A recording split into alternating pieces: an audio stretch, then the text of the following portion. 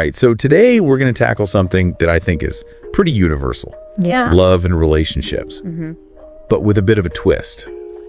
We're looking at how technology is, I don't know, changing the game. Absolutely. You know, like, are we becoming more like robots in our relationships? Or is technology actually helping us find love? I know, right? That's a big question. Yeah. We're diving deep today into this podcast episode outline we have. It's titled Love in the Age of Algorithms. Oh, interesting title. Yeah, it's all about how we're navigating relationships, in this crazy digital world. Yeah, that's a huge topic these days. Yeah, it really is. I mean, everyone's on their phones constantly meeting people online. Yeah, and it really makes you wonder how all of that's impacting, well, just how we connect with each other. It's fascinating to see how, like, all those classic romantic tropes, Oh, yeah. the ones we see in movies and books. That was meet cute. Exactly. They're kind of being reinterpreted, in this world of apps and likes and swipes. Yeah, it's like Romeo and Juliet, but they're meeting on Tinder. Right. Instead of a balcony scene, they're swiping right. Exactly. And then ghosting each other. Oh, yeah, ghosting. That's the worst. It is. And there's breadcrumbing. Have you heard of that one? Oh, yeah, that's another one. But come on. Just little hints to keep you stringing along. Right. But never any real commitment. It's like the digital version of playing hard to get, but way more frustrating. Right. It's a whole new vocabulary for modern love. It is. So it kind of makes you wonder if these apps, as convenient as they are, Sure, can they actually help people find like real, genuine connections? That's the million-dollar question. Right. I mean, on the one hand, it seems like it would be easier than ever to find someone. So many options. Right, but then there's this thing called the paradox of choice.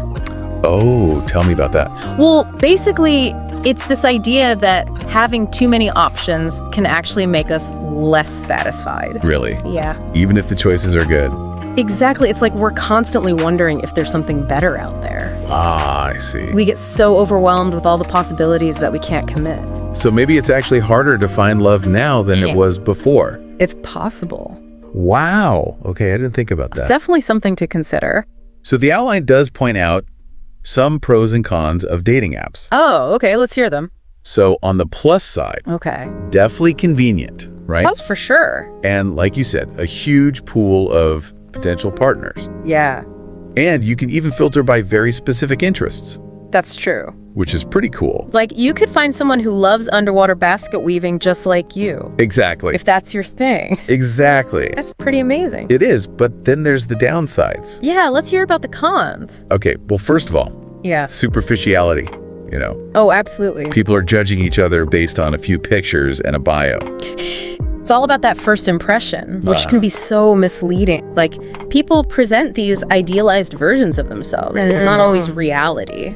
And then there's ghosting, which we talked about, Right, the ultimate disappearing act. and catfishing. Oh, yeah, that's a whole other level of deception. It's scary out there, It is. You definitely have to be careful. but it's not just about dating apps, right?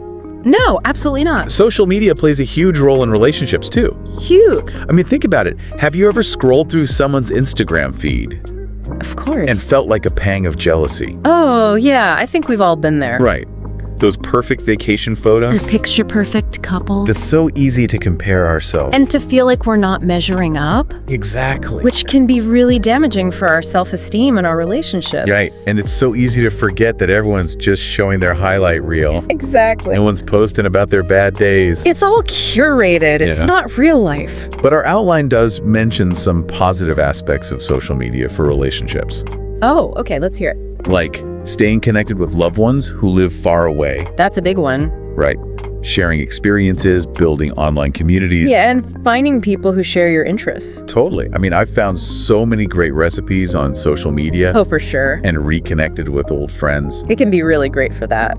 So it's not all bad. Definitely not. It's just about finding that balance. Right. Using it in a way that enhances your life, not takes over. And speaking of balance, let's talk about communication in the digital age. Ooh, that's a big one. Right.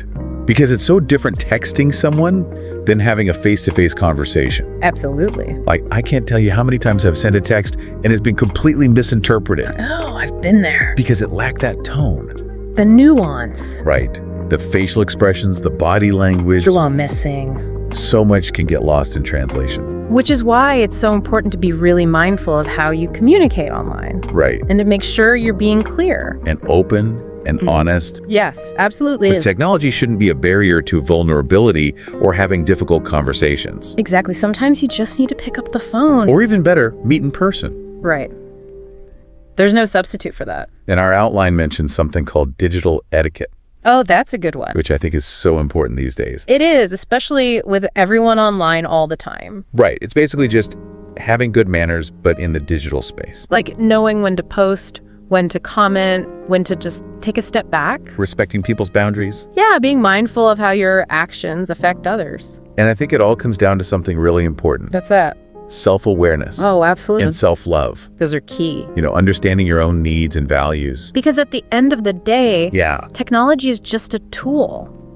It is. It's up to us how we use it. Right. We have to make sure it's enhancing our lives. Not detracting from them. Right. Making us feel more connected, not more isolated. So I think the takeaway here is be mindful. Be present. Prioritize genuine connections. And remember that you deserve real, authentic love. Couldn't have said it better myself. Well, there you have it. Love in the age of algorithms. It's a wild ride. It is, but we can navigate it. Absolutely. We just have to be smart about it. Exactly. And remember, technology is here to stay. That's for sure. But we get to choose how we let it affect us. We have the power. We do. To create the relationships we want. That's right. So go out there and do it. And remember, be kind to yourself and to others. That's the most important thing. It is. All right. That's all the time we have for today. Until next time. Keep those algorithms working for you. And keep your heart open to real connection. You got it. All right. See you next time.